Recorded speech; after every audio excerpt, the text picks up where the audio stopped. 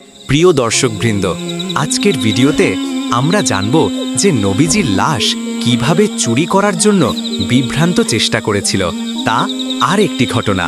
দর্শক, কেন একজন বৃদ্ধ মহিলা রাসূল সাল্লাল্লাহু আলাইহি ওয়াসাল্লামের ভয়ে তার বাড়ি থেকে পালিয়ে যেতে চেয়েছিলেন, তো চলুন জেনে আসি। চারদিক নীরব নিস্তব্ধ, কোথাও কোনো সারা শব্দ নেই। এইদিকে সুলতান নুরুদ্দিন জাহাঙ্গীর তাহাজ্জুদ নামাজ আদায় করে ঘুমিয়ে পড়ছেন। এমতা অবস্থায় হঠাৎ তিনি স্বপ্নে দেখলেন স্বয়ং বিশ্বনবী সাল্লাল্লাহু আলাইহি ওয়াসাল্লাম তার কামরায় এসে উপস্থিত হয়েছেন। তিনি কোনো ভূমিকা ছাড়াই দুইজন নীল চক্ষু বিশিষ্ট লোকদের দিকে ইঙ্গিত করে বললেন, হে নুরুদ্দিন মাহমুদ, এরা দুজন আমাকে খুবই বিরক্ত করছে, এই দুইজন থেকে তুমি আমাকে মুক্ত করো। এই ভয়াবহ স্বপ্ন দেখে নুরুদ্দিন জাহাঙ্গীর রহমতুল্লাহ আলাইহি অত্যন্ত বিমর্ষ হয়ে পড়লেন। ঘুম থেকে উঠেই ঘরের মধ্যে পায়চারি করতে লাগলেন। সাথে সাথে তার মাথায় বিভিন্ন চিন্তা ঘুরপাক খেতে লাগল। তার হৃদয়ে অনেক প্রশ্ন জন্ম নিল। হাজার রকম প্রশ্ন ভাবতে লাগলেন। আল্লাহর রাসূল তো এখন কবরের জীবনে, তার সাথে কারা ষড়যন্ত্র করতে পারে, কি হতে পারে? তাদের চক্রান্তের স্বরূপ তারা কি রাসূল সাল্লাল্লাহু আলাইহি সাল্লামকে ক্ষতি করতে চায়? তারা কি চায় পরজীবনে নবীজির সাথে ষড়যন্ত্রে লিপ্ত হতে? তাছাড়া আমাকে দুজন ইহুদির চেহারা দেখানো হলো। শয়তান তো আল্লাহর নবীর রূপ নিতে পারে না, তাহলে কি আমি সত্যিই স্বপ্নে দেখেছি? এই সব ভাবতে ভাবতে সুলতান নুরুদ্দিন অস্থির হয়ে পড়লেন। তিনি অজু গোসল সেরে আবার 2 রাকাত নামাজ আদায় করলেন। তারপর মহান আল্লাহর দরবারে কান্নাকাটি করে অনেকক্ষণ মোনাজাত করলেন। কারণ তার সাথে তখন এমন কেউ ছিল না যার সাথে তিনি পরামর্শ করতে পারেন। আবার এই স্বপ্ন এমনও নয় যা সকলের সাথে শেয়ার করা যায়। অবশেষে তিনি আবারও বিছানায় শুয়ে পড়লেন। দীর্ঘ সময় পর যখন একটু ঘুম এলো, তিনি আবারও বিশ্বনবী সাল্লাল্লাহু আলাইহি ওয়াসাল্লামকে স্বপ্নে দেখলেন। নবীজি বললেন, হে নুরুদ্দিন মাহমুদ, এই দুইজন থেকে আমাকে মুক্ত করো, এরা আমাকে খুবই বিরক্ত করছে। এবার সুলতান বিছানা থেকে উঠে বসলেন। কোথায় যাবেন, কি করবেন, কিছুই বুঝে উঠতে পারলেন না। তিনি আবার গোসল করে নামাজে দাঁড়ালেন। বিমর্ষ অবস্থায় 2 রাকাত নামাজ পড়লেন। অনেকক্ষণ কাঁদলেন আর আল্লাহর কাছে দোয়া করলেন। এভাবে অনেক সময় পার হয়ে গেল। রাত তখনও বাকি। সমগ্র পৃথিবী যেন একটি বিপদের সামনে দাঁড়িয়ে নীরব হয়ে গিয়েছে। কি এক মহা বিপর্যয় যেন পৃথিবীর বুকে ঘটতে চলেছে। চতুর্দিকে যেন বিপদের ঘটনাটা ছড়িয়ে পড়েছে। সুলতান মুখ তুলে আকাশের দিকে তাকালেন। মনে হলো স্বপ্ন দেখা ওই 2জন লোক যেন তাকে ধরতে আসছে। তিনি সেই চেহারা দুইটোকে হৃদয় থেকে সরাতে চাইলেন, কিন্তু কিছুতেই পারলেন না। শেষমেশ তিনি আবার তন্দ্রাচ্ছন্ন হয়ে শুয়ে পড়লেন। এবার তৃতীয়বার তিনি স্বপ্নে দেখলেন বিশ্বনবী সাল্লাল্লাহু আলাইহি ওয়াসাল্লাম আবারও বলছেন, এই 2জন থেকে আমাকে মুক্ত করো, এরা আমাকে খুবই বিরক্ত করছে। এইবার সুলতান কাঁদতে কাঁদতে বিছানা ছেড়ে উঠলেন। এবার তার মধ্যে ধীর বিশ্বাস জন্মালো, নিশ্চয়ই রোজা মোবারক বড় কোনো বিপদের মধ্যে পড়েছে। তিনি দ্রুত গোসল করে ফজরের নামাজ আদায় করলেন। নামাজ শেষে প্রধানমন্ত্রী জামাল উদ্দিনের কাছে গিয়ে গোপনীয়তা রক্ষার প্রতিশ্রুতি নিয়ে স্বপ্নের বিস্তারিত বিবরণ দিলেন এবং বললেন, এই মুহূর্তে কি করা যায় সে এই ব্যাপারে পরামর্শ চাইলেন। তখন জালালউদ্দিন রহমাতুল্লাহ আলাইহি স্বপ্নের বৃত্তান্ত অবগত হয়ে বললেন, হুজুর, আপনি এখনও বসে আছেন। নিশ্চয়ই প্রিয় নবী সাল্লাল্লাহু আলাইহি ওয়াসাল্লামের রওজা মোবারক কোনো কঠিন বিপদের সম্মুখীন হয়েছে, তাই এই বিপদ থেকে উদ্ধার করার জন্য বারবার তিনি আপনাকে স্মরণ করছে। অতএব আমার পরামর্শ হলো আপনি সময় নষ্ট না করে অতি দ্রুত মদিনার পথে অগ্রসর হন। পরামর্শ পেয়ে সুলতান নুরুদ্দিন জাহাঙ্গীর আর কাল বিলম্ব করলেন না। তিনি 16,000 দ্রুতগামী অন্য বিপুল ধন সম্পদ নিয়ে বাগদাদ থেকে মদিনা অভিমুখে রওনা হলেন। রাত দিন লাগাতার সফর করে 17তম দিনে তারা মদিনা শরীফে এসেও পৌঁছালেন। অতএব সৈন্যবাহিনী সহ 2 রাকাত নফল নামাজ আদায় করে দীর্ঘ সময় ধরে মোনাজাত করলেন।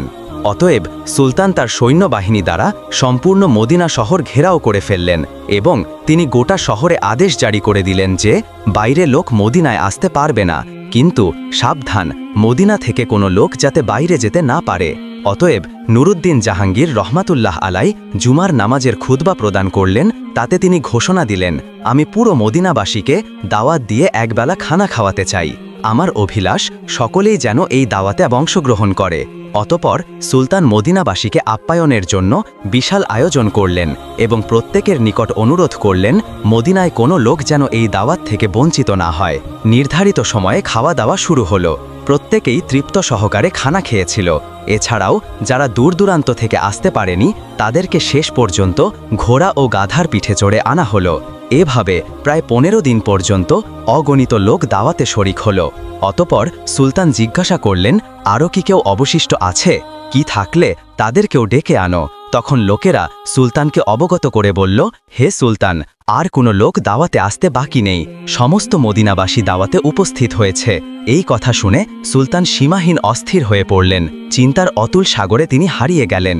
তিনি ভাবলেন, যদি আর কোনো লোক দাওয়াতে শরিক হতে বাকি না থাকে তাহলে সেই অভিশপ্ত 2 জন লোক কোথায় গেল? আমি তো দাওয়াতে শরিক হওয়া প্রত্যেকটি লোককে অত্যন্ত গভীরভাবে পর্যবেক্ষণ করেছি, কিন্তু কারো চেহারায় তো স্বপ্ন দেখা লোক দুটোর চেহারার সাথে মিলল না। তাহলে কি আমার মিশন ব্যর্থ হবে? আমি কি ওই কুচকটি লোক দুটোকে গ্রেফতার করে দৃষ্টান্তমূলক শাস্তি দিতে সক্ষম হব না? এই সব চিন্তায় বেশ কিছুক্ষণে তিনি ডুবে রইলেন। তারপর আবারও তিনি নতুন করে ঘোষণা করলেন, আমার দৃঢ় বিশ্বাস মদিনার সকল লোকদের দাওয়াত খাওয়া এখনো শেষ হয়নি। অতএব সবাইকে আবার অনুরোধ করা যাচ্ছে যে যারা এখনো দাওয়াত খেতে আসেনি তাদেরকে যেন অনুসন্ধান করে দাওয়াতে শরিক করা হয়। এই কথা শুনে মদিনাবাসী সকলেই এক বাক্যে বলে উঠল, হুজুর, মদিনার আশেপাশে এমন কোনো লোক বাকি নেই যারা আপনার দাওয়াতে অংশগ্রহণ করেনি। তখন সুলতান নুরুদ্দিন জাহাঙ্গীর বুলিশ কণ্ঠে বললেন, আমি যা বলেছি ঠিকই বলেছি, আপনারা ভালোভাবে অনুসন্ধান করুন। সুলতানের এই আত্মবিশ্বাস দেখে অগণিত জনতার মধ্য থেকে এক ব্যক্তি হঠাৎ করে বলে উঠল, হুজুর, আমার জানা মতে 2 জন লোক সম্ভবত এখনো বাকি আছে। তারা আল্লাহ তাআলার বুজুর্গ মানুষ, জীবনে কখনো কারো কাছ থেকে হাদিয়া গ্রহণ করে না, এমনকি কারো দাওয়াতেও শরিক হয় না। তারা আল্লাহ তাআলার বুজুর্গ মানুষ, তারা জীবনে কখনো কারো কাছ থেকে হাদিয়া গ্রহণ করে না, এমনকি কারো দাওয়াতেও শরিক হয় না। এরা লোকদেরকে অনেক দান খয়রাত করেন। নীরবতা তারা অধিক পছন্দ করেন। লোক সমাজে উপস্থিত হওয়া মোটেও তারা ভালোবাসেন না। লোকটির বক্তব্য শুনে সুলতানের চেহারায় যেন বিদ্যুৎ চমকেছিল। তিনি কাল বিলম্ব না করে কয়েকজন লোক সহকারে সেই লোক দুটোর বাসস্থলে গিয়ে উপস্থিত হলেন। তিনি সেখানে দেখলেন, এই তো সেই 2 জন লোক যাদেরকে স্বপ্নে দেখানো হয়েছিল। তাদেরকে দেখে সুলতানের 2 চোখ রক্তবর্ণ ধারণ করল। তিনি জিজ্ঞাসা করলেন, কে তোমরা? কোথা থেকে এসেছ? তোমরা সুলতানের দাওয়াতে শরিক হলে না কেন? তখন লোক 2টি নিজের পরিচয় গোপন করে বলল, আমরা মুসাফির মানুষ, হজের উদ্দেশ্যে মক্কায় এসেছিলাম।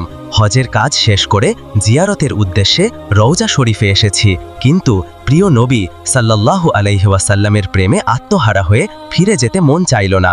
তাই বাকি জীবন রওজার পাশে কাটিয়ে দিতে চাই, এখানেই রয়ে যেতে চাই। আমরা কারো দাওয়াত গ্রহণ করি না। এক আল্লাহর ওপর আমাদের পূর্ণ আস্থা। আমরা তারই ওপর নির্ভরশীল। ইবাদত, জিয়ারত এবং পরকালের চিন্তায় বিভর থাকায় আমাদের কাজ পবিত্র কোরআন তেলাওয়াত, নফল নামাজ, ওয়াজিব নামাজ। আমাদের সময় শেষ হয়ে যায়, সুতরাং দাওয়াত খাওয়ার সময় কোথায়?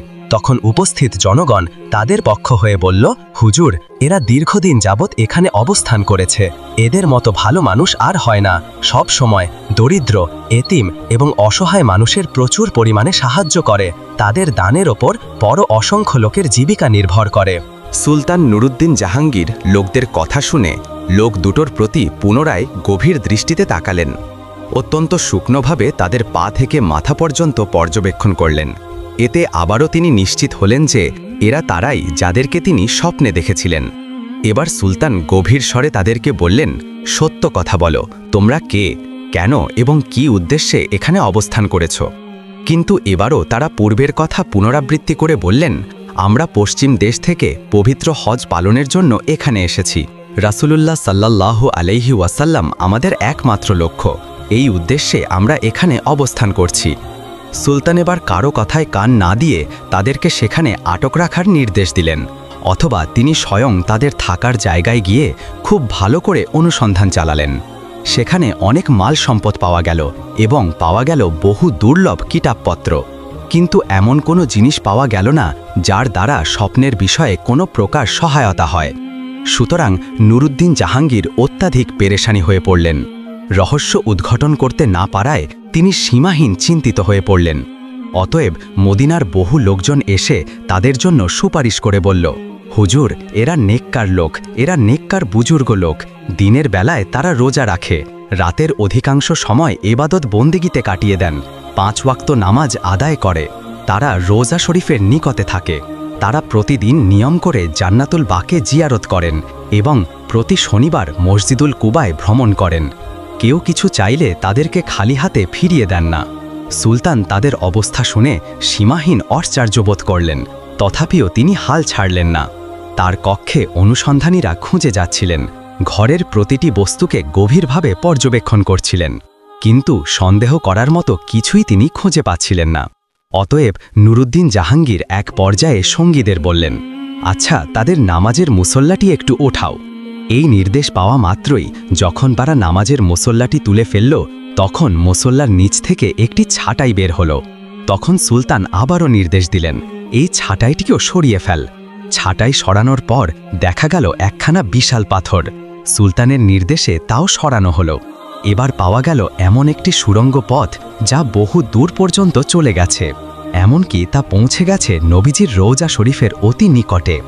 এই দৃশ্য দেখা মাত্রই নুরুদ্দিন জাহাঙ্গীর যখন অস্থির হয়ে গর্জন করে সেই লোক দুইটিকে বললেন, তোমরা স্পষ্ট ভাষায় সত্যি কথাটা খুলে বলো নাই, নাইলে এখনই তোমাদেরকে যন্ত্রণাদায়ক শাস্তির সম্মুখীন করা হবে। বলো তোমরা কে, তোমাদের আসল পরিচয় কি, কারা এবং কি উদ্দেশ্যে তোমাদেরকে এখানে পাঠিয়েছে। সুলতানের গর্জনে তারা ঘাবড়ে গেল। কঠিন বিপদ সামলে দেখে তারা আসল পরিচয় প্রকাশ করে বলল, আমরা দুইজন ইহুদি। দীর্ঘদিন যাবৎ মুসলিম শহরে ইহুদিরা সুদক্ষ কর্মী দ্বারা প্রশিক্ষণ দিয়ে প্রচুর অর্থ সহকারে এখানে পাঠিয়েছে।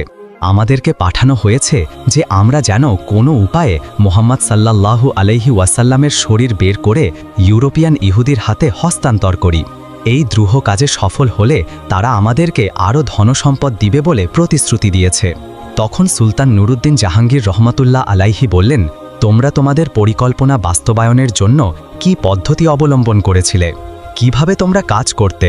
তখন তারা বলল, আমাদের নিয়মিত কাজ ছিল রাত গভীর হলে অল্প পরিমাণ সুড়ঙ্গ খনন করা এবং সাথে সাথে এই মাটিগুলো চামড়ার মশকে ভর্তি করে অতি গোপনে মদিনার বাহিরে নিয়ে ফেলে আসা। আজ দীর্ঘ 3 বছর যাবৎ এই মহাপরিকল্পনা বাস্তবায়নের কাজে আমরা অনবরত ব্যস্ত আছি। যেই সময় আমরা রওজা মোবারকের নিকটে পৌঁছে গেলাম এবং সিদ্ধান্ত গ্রহণ করলাম যে 1 সপ্তাহের মধ্যে বিশ্বনবীর লাশ বের করে নিয়ে যাব, ঠিক সেই সময় আমাদের মনে হলো আকাশ যেন ভেঙে টুকরো টুকরো হয়ে যাচ্ছে, জমিন যেন প্রচণ্ড ভূমিকম্পে থরথর করে কাঁপছে।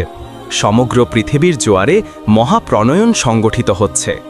এতটাই শোচনীয় রূপ ধারণ করল যে মনে হলো সুড়ঙ্গের ভিতরে যেন আমাদের মৃত্যু হয়ে যায়।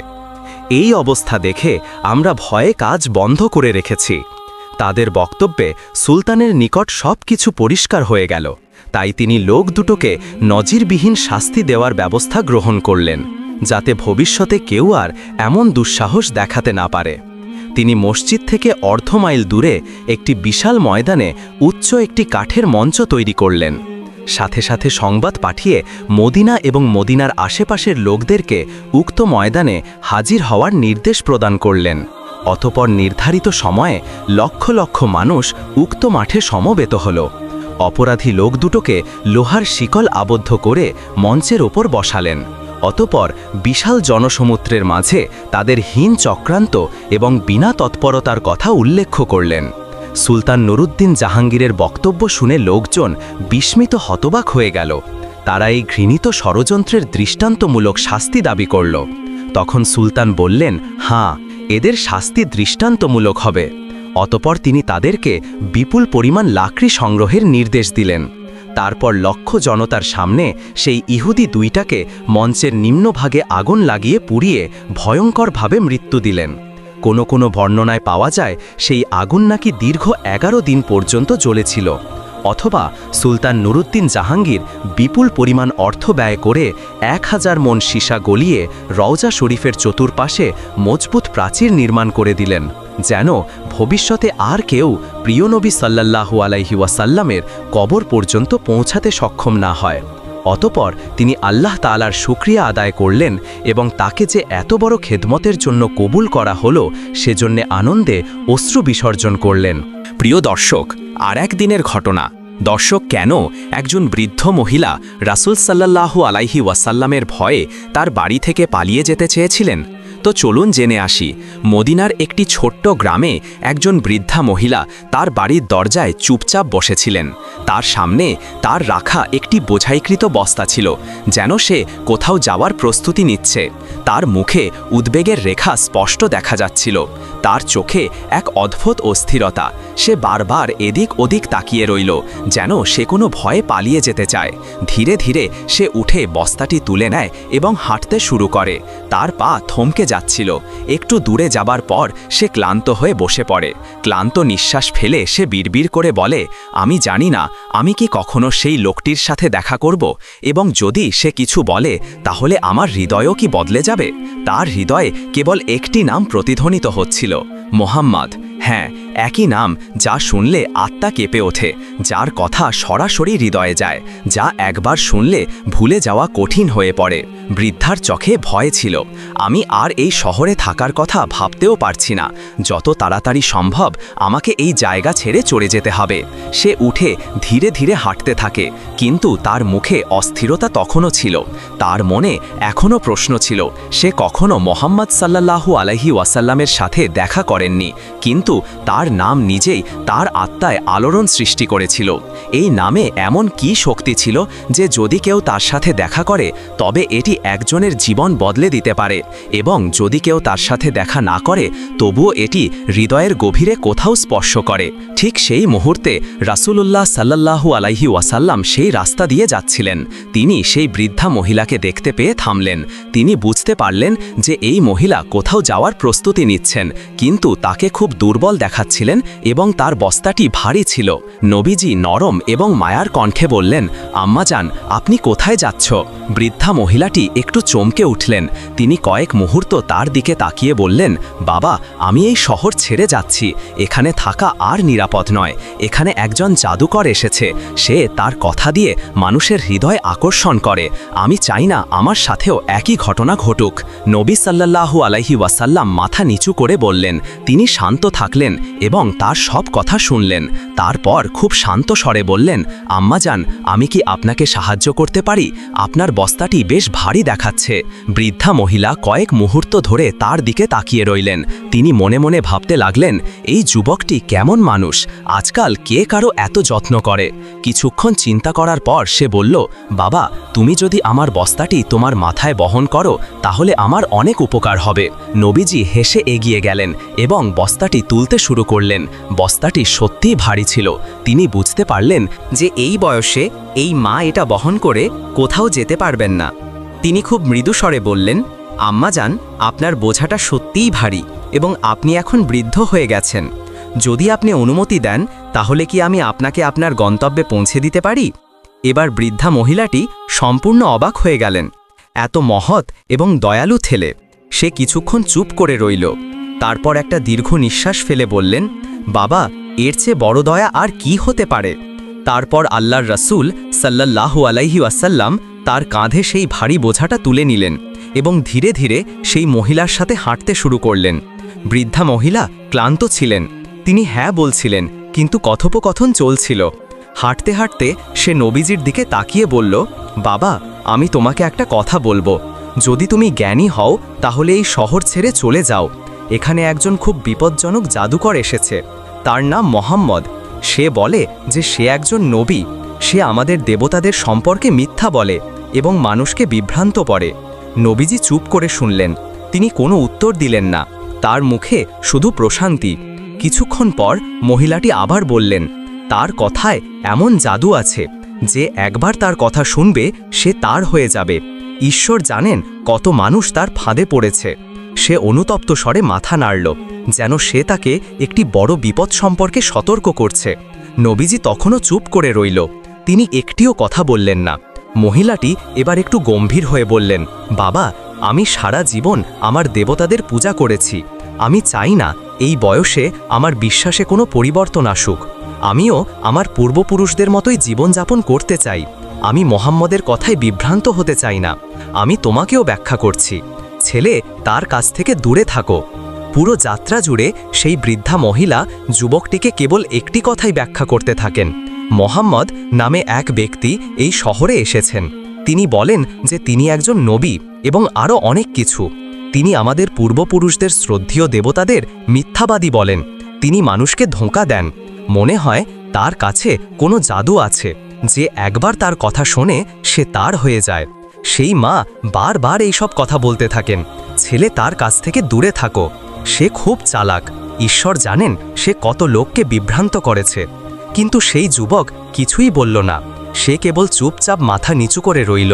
বৃদ্ধার বোঝা কাঁধে বহন করে ধীরে ধীরে হাঁটতে লাগল, যেন সে কিছুই শোনেনি। দীর্ঘ ভ্রমণের পর দুজনেই তাদের গন্তব্যে পৌঁছে গেল। যুবকটি ধীরে ধীরে আম্মার বস্তাটি নামিয়ে দিল, এত সাবধানে যাতে সে কোনো সমস্যার সম্মুখীন না হয়। তারপর সে চুপচাপ ফিরে যেতে লাগল। বৃদ্ধা মহিলাটি অবাক হয়ে গেল। বাছা, একটা কথা বলো, তুমি কে? তুমি আমাকে তোমার নামও বলনি। তুমি এত বোঝা বহন করেছ, তুমি এত সাহায্য করেছ। আমি সবাইকে বলবো যে আজ পথে একজন ফেরেশতার সাথে দেখা হয়েছে। যুবকটি মৃদু হেসে বলল, মা, নাম জেনে আপনি কি করবে? আপনার কাজ শেষ হয়েছে। কিন্তু মহিলাটি অনড় ছিল। না বাছা, আমি জানতে চাই।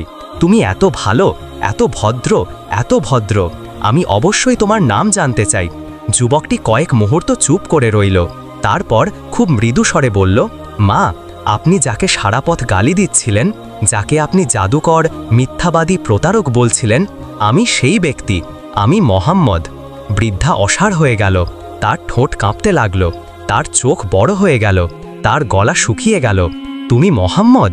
রাসূলুল্লাহ সাল্লাল্লাহু আলাইহি ওয়াসাল্লাম হেসে মাথা নত করলেন। হ্যাঁ মা, আমি মোহাম্মদ। মহিলাটির পুরো পৃথিবী যেন থেমে গেছে। মহিলাটি মনে করতে লাগলেন কিভাবে তিনি তাকে অপমান করেছিলেন। তিনি যা বলেছিলেন, আর সেই ব্যক্তিটি কোনো উত্তর না দিয়ে এবং অভিযোগ না করে তার বোঝা বহন করতে থাকলে চুপচাপ সব কিছু শুনছিলেন। মহিলাটির চোখ থেকে গরম অস্ত্র ঝরতে লাগলেন। যাকে তিনি ভয় পেতেন এবং যাকে নিয়ে তিনি খারাপ কথা বলতেন, তিনি সবচেয়ে করুণাময় ব্যক্তি হয়ে উঠলেন। এখন তিনি আর দাঁড়াতে পারলেন না। কাঁপতে কাঁপতে তিনি রাসূলুল্লাহ সাল্লাল্লাহু আলাইহি ওয়াসাল্লামের কাছে মাথা নিচু করে বসলেন। তার পায়ের ওপর হাত রেখে তিনি কাঁদতে লাগলেন। আমি সারা পথ আপনাকে গালি দিয়েছি, অপমান করেছি, এবং আপনি একবারও কিছু বলেননি। বরং আপনি আমাকে সাহায্য করেছেন, আমার বোঝা বহন করেছেন। আমার কি বোঝা উচিত ছিল না যে একজন সত্যিকারের মহান ব্যক্তি এমনই হন? রাসূলুল্লাহ সাল্লাল্লাহু আলাইহি ওয়াসাল্লাম খুব বিনয়ের সাথে বললেন, হে মা, আপনি কি বলেছেন তা আপনি জানতেন না। যে জানে না তাকে যদি ধৈর্যের সাথে ব্যাখ্যা করা হয়, তাহলে একদিন তিনি অবশ্যই সত্য চিনতে পারবেন। বৃদ্ধা মহিলার কান্না থামছিল না। তিনি একটা দীর্ঘ নিঃশ্বাস ফেললেন। তারপর গভীর যন্ত্রণার সাথে বললেন, আমি অনেক বড় ভুল করেছি। আমাকে মিথ্যা শেখানো হয়েছিল। এখন আমি বুঝতে পারছি তুমি সত্যবাদী, তুমি ন্যায়পরায়ণ। তিনি অবশ্যই আল্লাহর প্রেরিত একজন রসূল। তারপর তিনি কাঁপতে কাঁপতে কিন্তু পূর্ণ আত্মবিশ্বাসের সাথে বললেন, আমি সাক্ষ্য দিচ্ছি যে আল্লাহ ছাড়া আর কেউ উপাসনার যোগ্য নয়। আর আমি সাক্ষ্য দিচ্ছি যে তুমি মোহাম্মদ অবশ্যই আল্লাহর প্রেরিত একজন রসূল।